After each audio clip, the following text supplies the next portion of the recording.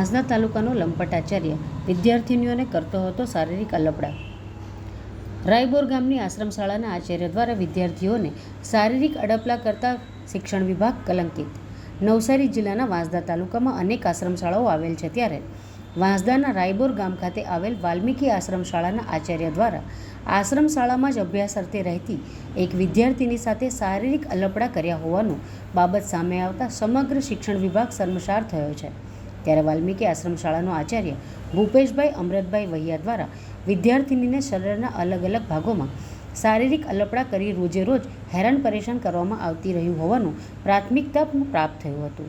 ત્યારે આ લંપટ શિક્ષક દ્વારા વિદ્યાર્થીની અને શિક્ષકની ગરિમા લજવી હોય ત્યારે વિદ્યાર્થીની દ્વારા ભારે હિંમત દાખવી અને લંપટ શિક્ષકના કારસ્થાનની જાણ પોતાના માતા પિતાને કરતા છોકરીના પિતા દ્વારા વાંસદા પોલીસને ફરિયાદ કરતા વાંસદા પોલીસ દ્વારા વિદ્યાર્થીનીના નિવેદન અને પિતાની ફરિયાદના આધારે આ લંપટ શિક્ષકની ધરપકડ કરી ભારતીય ન્યાય સંહિતા 2023ની અલગ અલગ કલમ હેઠળ અને જાતીય ગુનાઓથી બાળકીના રક્ષણ બાબત અધિનિયમ 2012ની કલમ મુજબ પોક્સોની કલમ ઉમેરી વાંસદા પોલીસ દ્વારા આગળની વધુ કાર્યવાહી કરવામાં આવી રહેલ છે।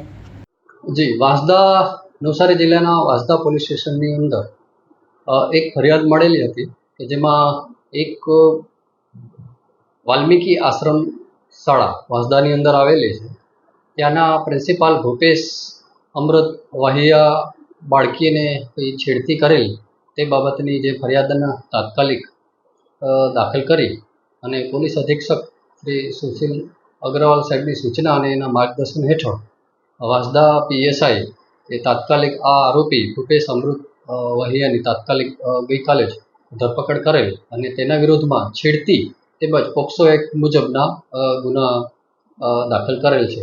બનાવની વિગત એવી હતી કે જે નાની બાળકી જે છે તે આશ્રમ શાળાની અંદર રહેતી હતી, ઉંમર આશરે 14 વર્ષ। પ્રિન્સિપાલ જે ભૂપેશ તે એને બોલાવી અને નાની મોટી છેડતી એવું કરતો હતો। એણે એની માને જાણ કરી અને એના પેરેન્ટ્સ પોલીસ સ્ટેશને આવી અને ફરિયાદ કરેલ છે। હાલ એનું ભૂતકાળ તપાસીએ છીએ અને આગળની તપાસ પોલીસ ઇન્સ્પેક્ટર શ્રી કપિલ નકુમ કરી રહ્યા છે।